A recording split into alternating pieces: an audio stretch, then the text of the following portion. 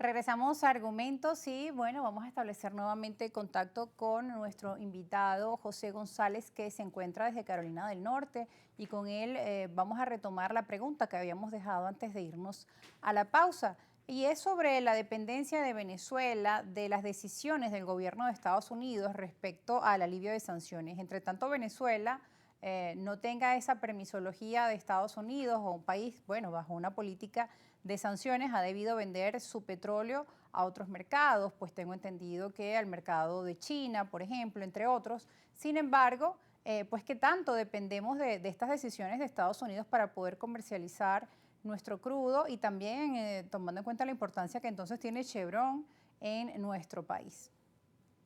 La relación energética entre Estados Unidos y Venezuela es simbiótica, histórica. Lo que decía el presidente Maduro es correcto. Chevron viene produciendo petróleo en Venezuela desde hace 102 años. Empezó Ujú. produciendo en el año 1922, 103 años. Y cuando vino el conflicto con otras petroleras, cuando se cambiaron de los convenios operativos a las empresas mixtas, Chevron decidió quedarse en Venezuela. Señalaban ejecutivos de Chevron que no despidieron ni a la señora del café en el Mm, país, porque conoce muy bien la geología, la mm, producción, la mentalidad y la cultura.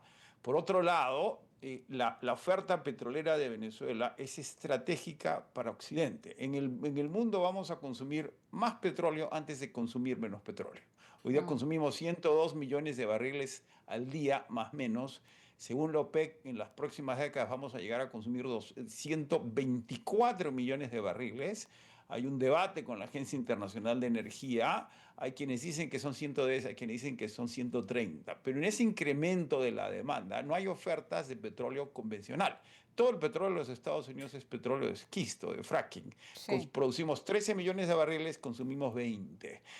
Rusia produce 9,6, Arabia Saudita 9,2, y de ahí vienen los productores de 5, 7, 3 millones de barriles. Venezuela puede producir por condiciones geológicas hasta 6 millones de barriles diarios. En su pico produció 3.300.000 y en el programa Siembra Petrolera de PDVSA se buscaba llegar a los 5 millones. ¿Qué sucede en ese contexto? El petróleo de esquisto es ligero, es liviano, y hoy día las refinerías en los Estados Unidos, particularmente en el Golfo de América, como lo llama el presidente Trump, el Golfo de México, un poco Corpus Christi, el 44% de las refinerías de los Estados Unidos ahí están calibradas para refinar crudos medio pesados. ¿Y por qué los crudos pesados hoy día son los de más demanda? Porque son los más rentables. Las Mm. naftas, incluyendo el combustible de aviación, se produce de cobre pesados, el asfalto. Los crudos livianos, que son para la gasolina, ya no son los más rentables. Y la distancia entre los puertos de Venezuela, José, Puerto Cabello, La Guaira, al Golfo, eso es como un tren de tanqueros que suben, van y vienen en menos de 6 días. Claro. Mientras que los petróleos de las arenas del Canadá, que son de esquisto y que son pesados, pero no hay oleoductos, sino que tienen que venir por tren, eso es imposible. Y Arabia Saudita, es decir, Chevron tiene la capacidad de incrementar su producción hasta 1.250.000 barriles diarios en Venezuela. En conjunto, se puede creer que en menos de 20 años Venezuela puede llegar a producir 6 millones de barriles por condiciones geológicas, y el capital ya no es el problema que era en el pasado. Chevron distribuyó el anteaño pasado 23.000 millones de dólares en dividendos y recompras porque no tenía otro uso del capital, y se requiere para incrementar la producción 10.000 millones de dólares anuales por los próximos 10 años, más o menos, para devolver los 3 millones y de ahí en adelante seguir produciendo. Esa es la apuesta de Chevron. Si Chevron pierde la mitad de la pérmica, que es 1,5 millones de barriles en 10 años, ¿de dónde viene la alternativa de Venezuela? ¿Y por qué la administración Trump, en legado de administraciones anteriores, usa las sanciones? Porque es una forma.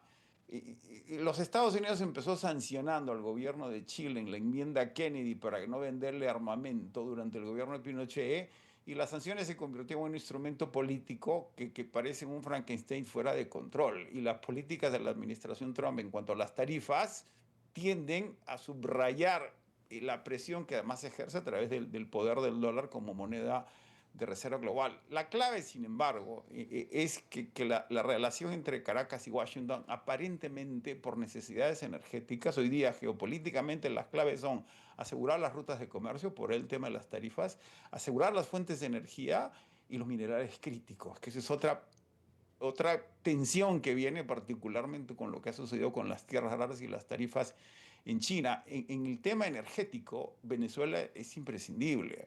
Pensando en los próximos 10, 20, 30 años, hasta el 2050, 2060, cuando empiece a declinar finalmente el consumo del petróleo, que nunca va a desaparecer por temas de petroquímica, temas de asfalto, plásticos, es decir, siempre se va a consumir petróleo así sea distinto. Y lo que se trata es encontrar un punto de acuerdo mínimo entre Caracas y Washington, independientemente de quién gobierne Caracas, o Venezuela, o quién gobierne los Estados Unidos, similar a las relaciones que tiene Estados Unidos con Arabia Saudita, por ejemplo. Y también independiente a las declaraciones que muchas veces escuchamos por parte de los voceros de Estados Unidos. Hay veces que Correcto. esa política de los altavoces empiezan los enfrentamientos o incluso la administración de Donald Trump había criticado fuertemente al gobierno de Biden por el alivio a las sanciones petroleras, pero vemos que están caminando prácticamente hacia ese mismo tipo de políticas, ¿no? Se hablaba del interés pragmático de Estados Unidos, de que los países no tienen pues amigos, sino que tienen intereses y en esta oportunidad se imponen los intereses en cuanto a materia energética. Además, hace pocos meses estábamos al borde pues de una situación, de una gran escalada en Oriente Medio, que eso también iba a tener un gran impacto. Digamos que está en una pausa quizá estratégica, pero es un tema que sigue allí, que no se ha solventado del todo. Y también pues la administración de Trump pues ha venido, ¿no?, con este tipo de políticas que también generan un poco de inestabilidad porque no se han mantenido firmes, quizá o una cosa dice y otra cosa hace, ¿no? Profesor Luis Correcto. Crespo. Trae a contexto dos elementos fundamentales. El tema del pragmatismo en las relaciones económicas entre el gobierno de Trump y Venezuela en este momento y en esta coyuntura. Y dos, el papel de Venezuela dentro de la geopolítica.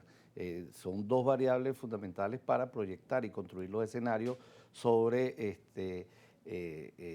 las relaciones económicas de Venezuela y sobre todo el sector petrolero. Con toda la caracterización que hace José, quedaría como evidente los intereses que tiene Chevron en Venezuela. Ahora bien, las expectativas que tienen los venezolanos sobre los resultados de la actividad económica, que son fundamentales para dar respuesta a necesidades propias de la nación. Uno de los elementos fundamentales es la necesidad de potenciar la demanda agregada interna con la finalidad de mejorar los resultados económicos del país y que eso pueda reflejarse en potenciar el ingreso de los venezolanos en un momento donde el debate sobre las remuneraciones, el salario, la desigualdad y la pobreza están en contexto. Cuando hablamos del papel que puede jugar el sector petrolero como un elemento multiplicador de la economía venezolana, se refleja en los resultados de los últimos años. Tuvimos una reanimación de la actividad económica venezolana durante 2023, 2024 y que luego del anuncio de las sanciones generó la necesidad de revisar las proyecciones en el año a partir de la posibilidad de que ocurriesen distorsiones en la actividad petrolera venezolana, porque en el cierre, el mes anterior de la producción estuvo en torno a 1.100.000 de barriles de petróleo diario, que es una cifra dentro de los últimos años significativa. Venimos de una caída histórica a 320.000 barriles cuando aproximadamente 2019-2020, pero entró la industria en un proceso de recuperación que transitó al valor que estaba describiendo. Pero eso en concreto también se refleja que en un aporte significativo a las finanzas públicas que puede permitir que se construyan políticas públicas que vayan hacia el ciudadano.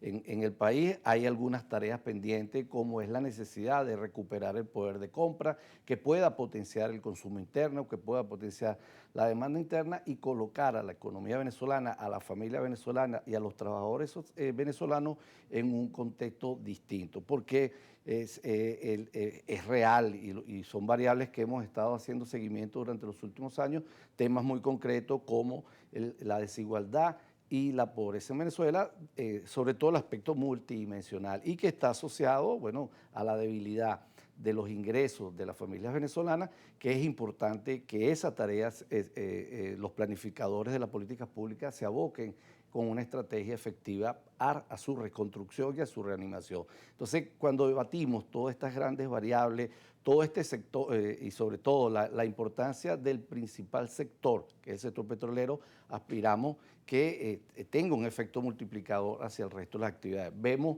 que se reanima la manufactura, vemos que se reanima el sector agroproductor, pero hay tareas pendientes en la economía venezolana y que dentro de la importancia y pudiéramos decir, y la noticia de que el sector petrolero va a seguir en su senda de reanimación, se coloquen esos temas en la agenda pública. Bien, seguiremos hablando al regreso de las consecuencias en la macroeconomía, cómo impactan este tipo de decisiones, el alivio de sanciones o la renovación de licencias como la que tiene Chevron en la dinámica de Venezuela. Este año pues hemos visto la gran preocupación de los ciudadanos por el tema de la moneda y la devaluación. Es parte de las preguntas. Este tipo de decisiones podrían afectar positivamente, no de forma inmediata, pero quizá en los próximos meses la dinámica económica en Venezuela. Vamos a una pausa y ya regresamos, no se aparten.